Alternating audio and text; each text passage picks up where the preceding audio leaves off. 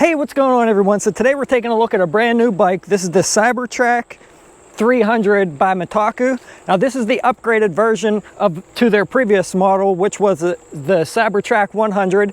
It had a 350 watt motor and 36 volt system. This one has a 48 volt battery and a 500 watt motor. So today's test, we're gonna take it on a long ride. We're gonna do a little different than normal because there's a football game going on in the parking lot that I normally do my speed test videos in. So we're gonna take this thing for just a long ride today, which is what most people are gonna do and how they're gonna ride it. We're gonna go up some different hills to try this bike out on. And what's really nice, and I'm kind of excited to try, is this is like a normal bicycle with a 21 speed system here, because there's 3 different chain rings in the front and your 7-speed Shimano shifter in the rear. So we're gonna try that out on some hills, see if it makes a difference going up some hills and if it's needed, and we're gonna see the different speeds of this bike. I got everything put together, brakes are all adjusted and wiped down with brake cleaner, and everything seems to be pretty good on the bike so far. The brakes seem pretty nice, no squeaks or squills at all so far. As you can see, I'm going down this hill just using the back brake right now because I'm one-handed. But we're gonna go over some things that are nice about this bike, some things that I think should be changed or upgraded in the future, and see if this bike's right for you. Now, I do want to mention that Metakoo did send me this bike free for testing and review, but that's not going to prevent us from putting it through the paces today and giving you my honest opinion. If you guys want to see more about this bike or pick one of these up, they did provide me with a very generous $150 discount code. I don't know exactly how long it's for, so I'll put down in the description of this video all the details to that, as well as some of the accessories that I use on most of my bikes. If you guys are interested, make sure you guys check those out. So the first thing I want to mention and talk about is the, hang on guys, there's a car coming, is the throttle. One thing that's nice is that you have full throttle in all PAS levels. You have 5 different levels of assist, and the throttle works 100% in all levels except level 0. So the only time the throttle is not going to work is if you are in PAS 0 with the motor shut off, but you will have full throttle in all the other PAS modes. However, there is one thing that I noticed that I don't like so far, and that is whenever you are in PAS 1, it is very fast when you're on level ground. Now, when you're on a hill, you can see it's not bad at all, limiting me 5 miles an hour. In fact, I have to start using the throttle to go up this little incline here. So it's okay when you come to hills, but when you're on level ground, man, this thing is fast in PAS level 1. So when you're on, say, a bike trail and you're trying to ride with other people that don't have e-bikes or your kids, when you're on flat level ground, you're gonna get up to about 18 to 19 miles an hour just in pedal assist level 1. That is way too fast. I think they should tone that down. Like right now, going up a slight incline, 6 miles an hour, no big deal, PAS 1. But when you start leveling off onto level ground, like right here, it's gonna pick up speed and it's gonna maintain like 18 to 19 miles an hour, already at 13, 14, 15. So I'm not sure why it does that. I wish it would just maintain a steady speed. No matter if you were on an incline or not, just try to, it's more like it's, I don't know, power limited maybe, rather than speed limited for the PAS levels. You can see how this is a pretty level trail here. I'm already up to 15 miles per hour. Sorry, not trail, road, guys. Doing too many things at one time. But, oh, I forgot my helmet too. Dang it, I hate coming on these back roads without a helmet. Can't believe I forgot that. You guys should always wear a helmet, especially when you're out on roads like this. So you can see at PAS level 1, it won't get me up this hill. Maybe if I downshift, I'm at the highest gear. But if I give it throttle, it goes up at no problem. Perfect. Love having full throttle in all PAS levels. So I'm gonna get off here, guys, and I will switch over to the other GoPro when we get down here onto some level ground. All right, guys, so I'm down that big hill now. I'm on some fairly decent ground here, level ground, up and down, a little bit slight hills. We will be going up some steeper ones later on. One of the biggest hills that I usually do in all my hill tests. But you can see here, this is just PAS1. I'm already hitting 20 miles an hour. So it's gonna be really hard to go slow on this bike unless you shut the motor off. So if you wanna ride with your kids and stuff, just keep that in mind, guys. Front suspension seems to be working good. One thing I can say though is the seat does feel a little bit stiff. I'm probably going to be putting a suspension seat post in here and a softer seat. I think that would really help out a lot with the bumps in the rear end because this is a hardtail. But it does have front suspension, seems to be working pretty good. It's just a cheap suspension. It does have a preload on the left, but it does not have a lockout. So if you guys are used to really getting into it, putting some effort into the pedals and like to lock out the front suspension, you cannot do that with this bike. But it is nice to see at least a suspension on it. One thing I know I mentioned the coupon code before, but not sure I mentioned it. Right now, if I can get these, currently as of me filming this video, these bikes seem to be on sale for $900 on their website.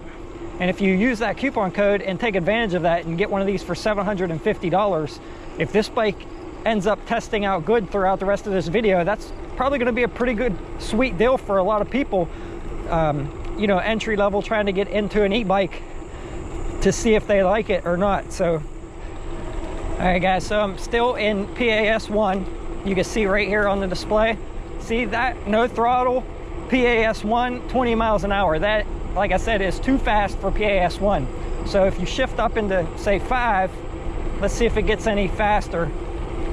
Not really. So the only thing the PAS levels are going to do is give you more power and get you up to a faster speed quicker. It's not really going to do anything speed-wise over a long distance unless you're on a hill. As you can see here, me switching PAS levels is not going to make a difference. And I'm not really putting any effort into the pedals, I'm just spinning them. And that's another point I want to make here. Let's put it in 5 just to show you. So the max speed on this bike is around 20 to 21 miles per hour. And even with 21 speeds, this is the cadence on the pedals. Not too bad. I feel like maybe I would have liked to be maybe like this at this speed with cadence, but if you want pressure on the pedals, you're going to be spinning the cranks at least this fast at 20 miles per hour. But really not too bad, guys, not bad overall. So I'm just going to leave this from now on, I think, in PAS5, being that there's no difference, but really quickly, I want to show you the difference on starting out. So let's go to PAS1, and starting out, we'll see how fast it takes off. So really nice and gradual there. And it picks up really slow, and it will get you up to that speed of 20 miles per hour. But let's go back here and start from the same spot. Now let's go up into PAS5 and see how it is starting out. It should get me up to that speed a lot quicker. And it didn't kick in yet. There it goes. Oh yeah, it's gonna get you up to that 20 miles per hour way faster than if you were in PAS1. So that's really the only difference, guys. So I don't see a need to even have 5 different PAS levels. 2 would actually be okay on this bike, 1 and 5. You know, 1 slow starts and will still get you up to that 20 miles per hour, but you can always use throttle. 5 would get you up there quicker, but again, you could still always use throttle. So not a whole lot of difference on there. So that is one negative that I think they need to fix in the programming, is to tone down the top speed of each PAS level. Maybe like 7 miles per hour for PAS1, you know, 10 for 2, and so on up to 20 miles per hour. This bike is a class 2 bike. It is locked at 20 miles per hour. There's no way to currently unlock it. There's really no adjustments you can do yourself in the settings to change anything as far as the speed or the power of each PAS level. But I gotta tell you guys, so far I'm pretty impressed with how this bike's riding for a $900 bike. So this is a hill here, somewhat steep.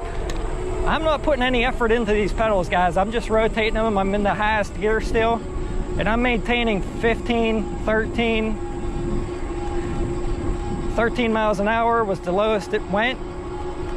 Motor seems to be fairly quiet.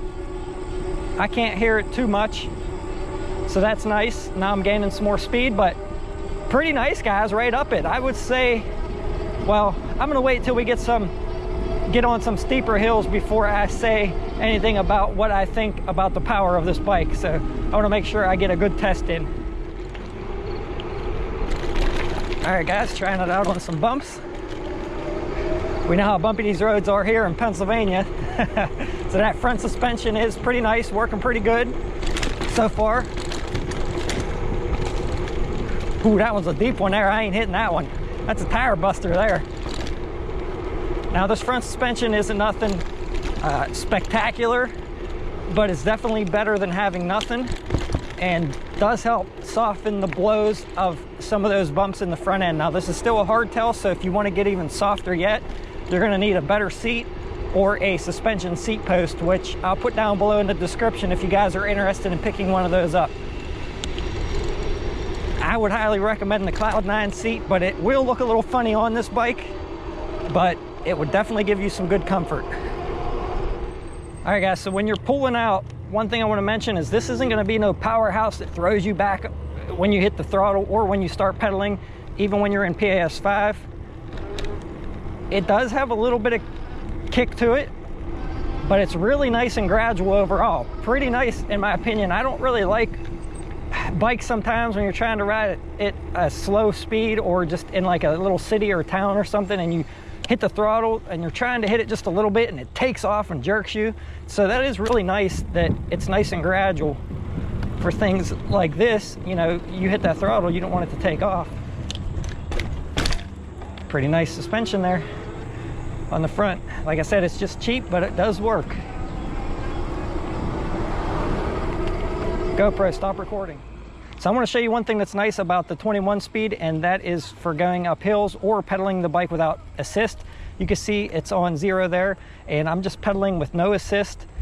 Pretty nice. This bike only weighs, I think, right around 51 pounds or so, 50 to 51 pounds with the battery. So it's really nice and light for an e-bike. But we're going to shift down up to the lowest sprocket in the front, which is going to be easier for hills and easier for pedaling by itself, and then put it in gear 1 here, and look how fast my legs are going now. I mean, this is going to be nice for hills that you might not be able to make it up with just a motor. All right, there we go. Now I'm in the lowest gear. Not bad, guys. Pretty slow, but it's walking me up it. This isn't the steepest part yet, but so it's pretty nice for pedaling like a regular bike. 4 miles an hour. Now let's kick in the motor. Give it some throttle. Oh yeah, much easier. Very easy. All right, now let's try the steep part. We're in PAS 5. Start out in 7th. Now I'm on the smallest sprocket in the front, which is going to be the easiest for hills. But this is about a, I believe, a 18-degree slope. I measured it in my scooter video, but I can't remember exactly. I think it's 18. All right, guys, up at no problem. And I could have shifted down into that first gear there and made it even easier to pedal. I did put a little bit of effort into it, but not much at all. So, very nice, guys. I kind of like having the 21 speed for when you run out of battery. It's going to make it a lot easier to get home. All right, guys, so now we're going to go up this very steep hill here, and if I can make it up this hill with minimal effort, I'm going to be really impressed with this bike for this price point. So right now I'm in the very highest gear, and so far it's taken me up at no problem.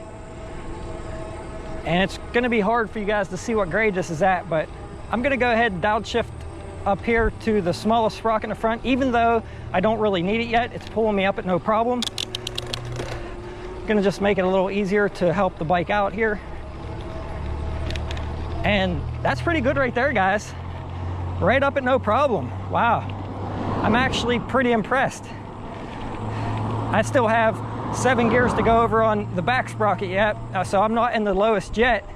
I could put it even lower and really help it. Now, One thing I want to mention, guys, is when you're going up a steep hill, you might not want to leave that in PAS 5. Maybe drop the PAS level a little bit and put some more of your own effort into it if it's a really, really long, steep hill, because you don't want to burn up the controller or the motor. I'm not saying it will, but the more effort you can put into it, the better. But you always have that throttle there to help you out.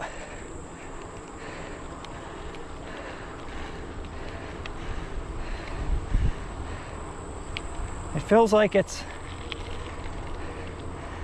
dying down now, guys. Not sure why. Feels like it's limiting me now. Huh. Let me downshift some more. Let me turn it off. That's still giving me some power. It definitely feels like it's limiting me though, guys. Definitely limiting the power. Maybe I spoke too soon. It's pulling me up no problem, but there's no way the battery's dead. I still got 3 bars. Let me stop here. I'm pretty much up on level ground now. I mean, there's no errors or anything. Huh. Let's check the battery meter on the battery. Still shows 2 bars on the battery. I'm only down 1 bar. Motor doesn't feel hot. Let's get back on it and try it.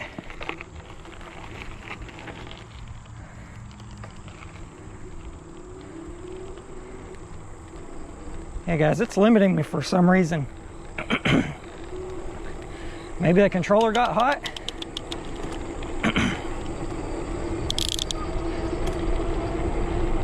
Feels like it's limiting me on power. See, I'm going 20 miles an hour again. So it's not limiting me on speed or anything, but it felt like it started to lack power there at the top of that hill.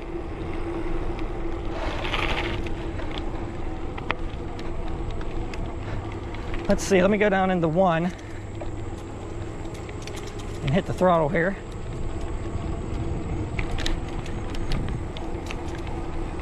Yeah, for some reason it doesn't feel like it has a whole lot of power now. Not quite sure why. I mean, the speed's still there on level ground. Maybe the controller got hot and it's limiting me now. That's odd, very odd.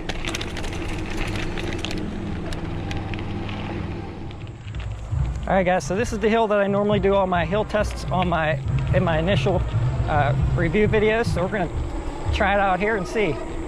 So I just shut the bike off for a minute or two and it feels like the power might be back. I'm in 5.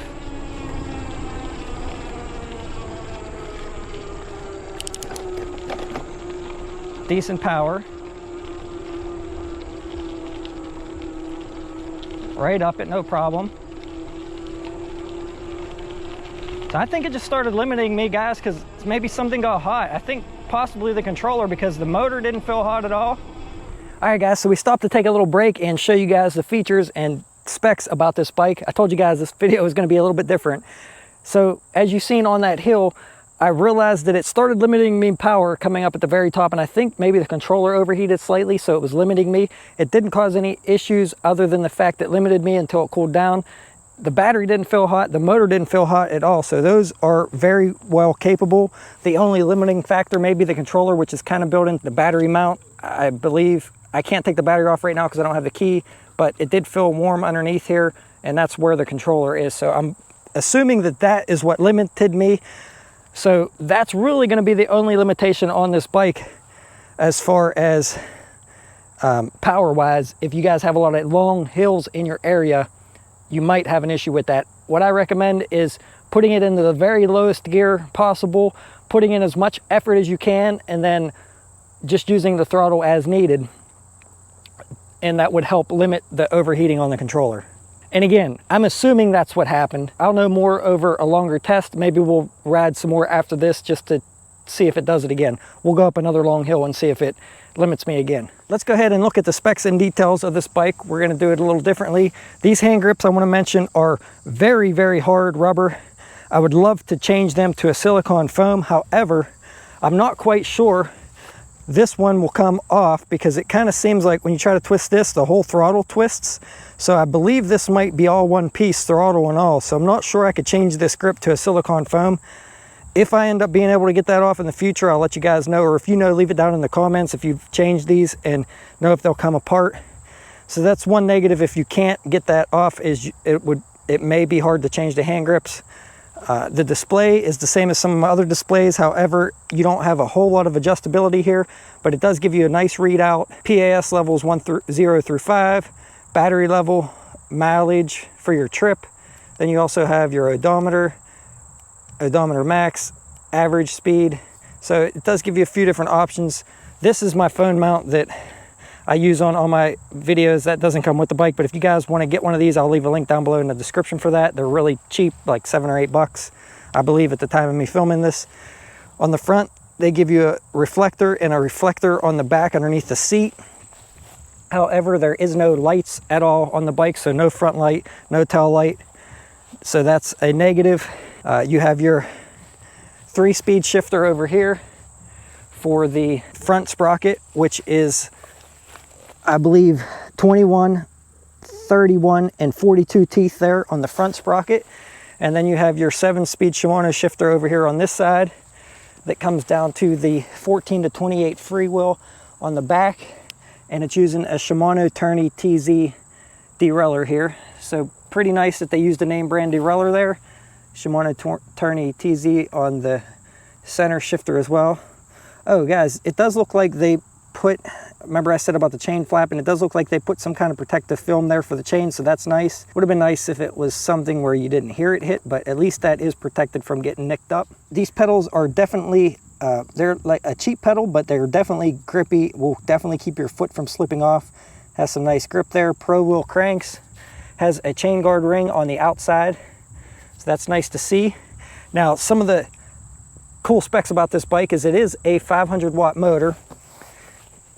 It is made by Vinca, as you can see there. I've never heard of the brand before, but it seems like a decent motor. It's not even hot. After coming up that hill, it was nice and it was fine. The brakes are Repute. I don't know if you guys can see that. It's hard for me to see my screen there. You have your 4-pin charging port there, which is nice because you won't get any sparks. That's a nice safety feature. Some of the chargers I have are only 2-pin, and you get sparks every once in a while when you plug it in, but that's a nice feature. And especially with the 4-amp charger that this comes with, it charges in 3 hours. So this is a 10.4 amp hour battery, no name brand on the cells, but it is capable though of the 4-amp fast charging. So your bike can charge up in around 3 hours from pretty much completely dead, which is very, very nice. Some of my bikes take double that to charge, around 6 hours. We have a set of Compass 27.5 by 2.10 tires on here. And one thing I want to mention, guys, is the labeling on these rims are just stickers on the rims, the fork, and the battery. So if you wanted to take that labeling off for less advertisement basically on your bike, you can. However, you cannot take anything off on the frame. Everything on the frame seems like it's clear coated over. So keep that in mind. You can take some of the labeling off if you wanted to, but not all of it. Overall, the look and how the wiring is integrated into the frame completely on their first version, the Cybertrack 100, some of the other wires were underneath the frame here and not integrated here. So that's nice to see that they integrated the rest of the wiring. It's a really nice upgrade. Like I said, on the fork suspension, it's a cheap suspension, but it does work. There's no lockout on this side, but there is a preload adjuster on the other side. For the handbrakes, they do have the motor cutoff switch. Nothing special about these, but they do work really well. No complaints there. Another thing that's nice is they did use the larger 31.8, I believe, diameter handlebar where it mounts instead of the, I believe it's 25.4. It's nice to see the thicker mount there.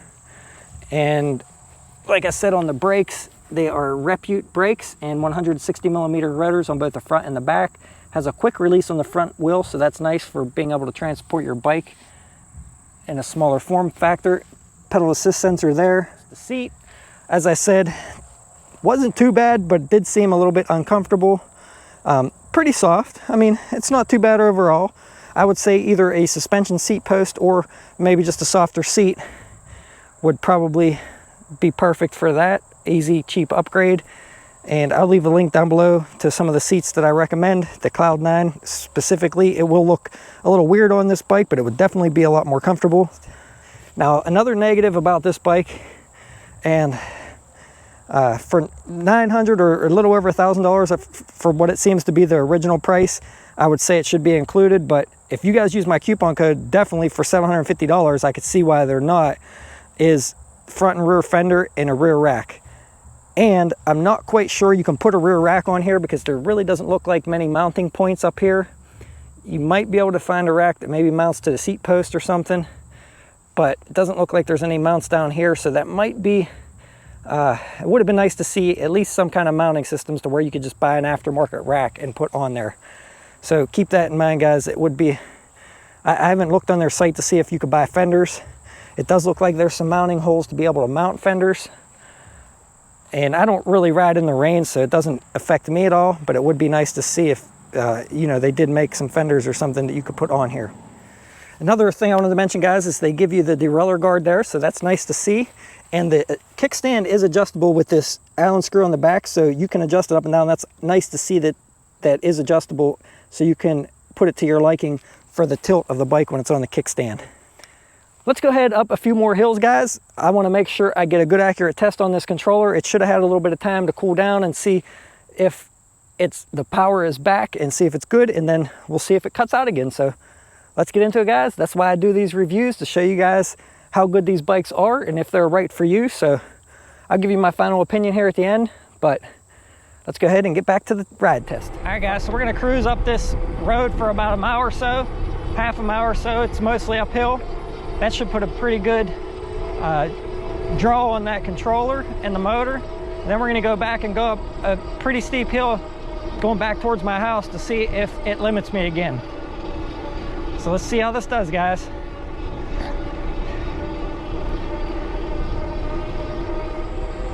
All right, so here we go, PAS 5, highest gear.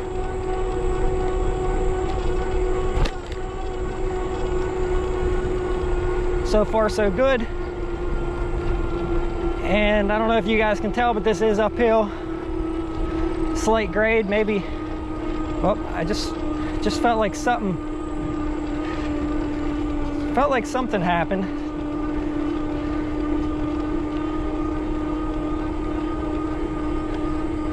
Everything still seems good.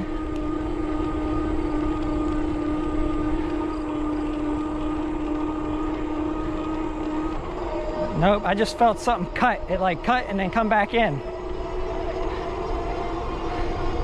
So, not sure if it's getting hot again.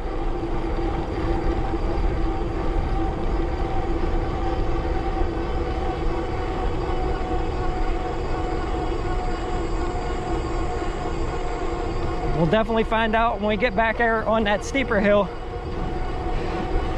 what happens.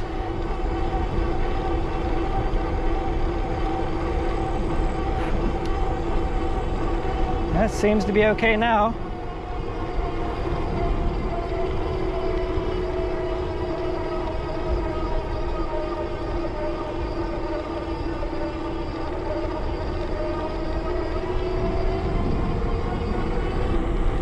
That seems to be okay now, guys. Let's see up here on the level ground with just throttle.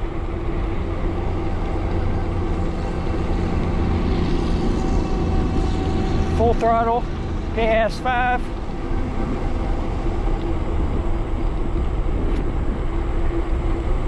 Everything seems fine so far.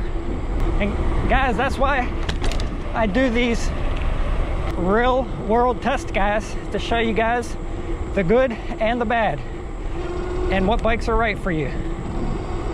So let's spin around here, head back and see.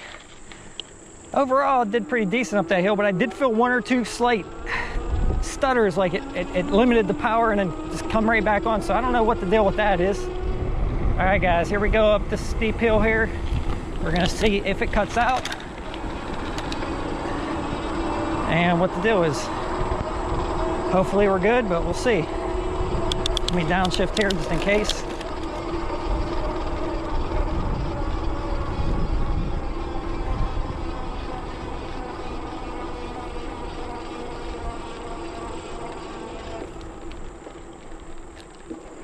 Oops, I accidentally shut the motor off, guys.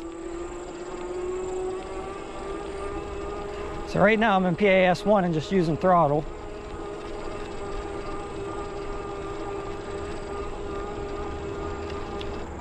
Yep, it just cut real quick. Yep, cut again. And it should not be cutting, guys. So either something's getting hot, still giving me power, but I did feel a few intermittent cuts.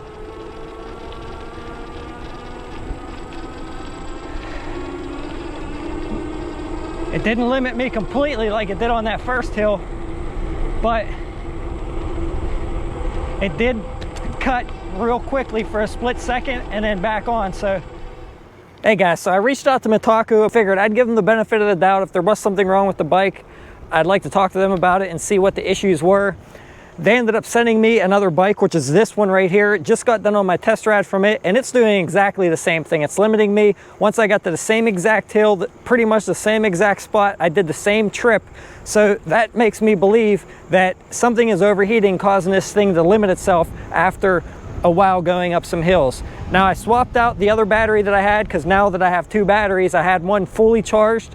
As soon as I got back to my house, once it was limiting me, I swapped out the battery with a brand new fully charged battery, hopped right back on it, tried it again up a hill, and it was still limiting me. So that definitely rules out it being the battery. I thought maybe the battery cells or something was getting hot, maybe limiting me from the BMS in the battery, but that's not the case. It's not the battery. So it's got to be either the controller or the motor as being the limiting factor on this bike. So not quite sure I can recommend it, guys. I mean, you might still think it's an okay bike for you if you live on level ground, but if you have any hills in your area, I'd be cautious of purchasing this bike, just for the fact that it could possibly limit you going up those hills, especially if you're a heavier rider than me. I'm 160 to 165 pounds.